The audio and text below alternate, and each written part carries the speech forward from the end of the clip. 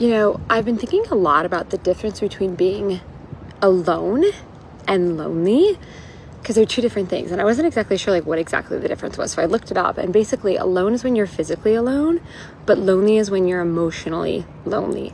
And it's really interesting, right? Because I've been single now for a little over 2.5 years. So like 2 years, I think. I think it was 2 years in February. And up until this point, I haven't had a single moment of loneliness. There's been tons of moments where I'm alone physically, although not even really, because I have a toddler.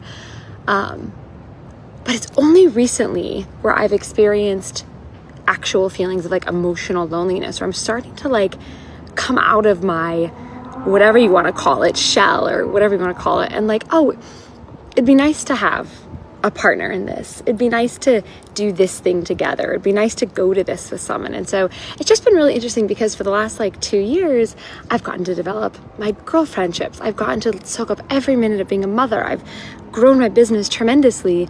And it's just been really interesting to witness in myself this stirrings or this awakenings to what might look like the next chapter for me romantically.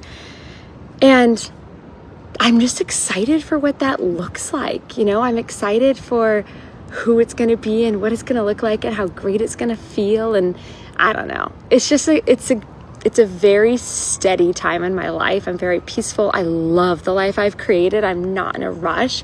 But it's fun to feel, instead of how I felt for the last 2 years, it was absolutely not. I'm never dating again.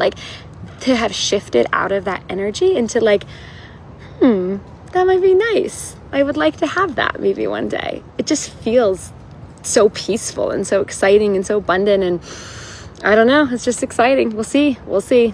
Nothing happening right now, but I'm more open to it, I guess, than I have been over the last 2 years. And I think that's just a really good sign of health and healing.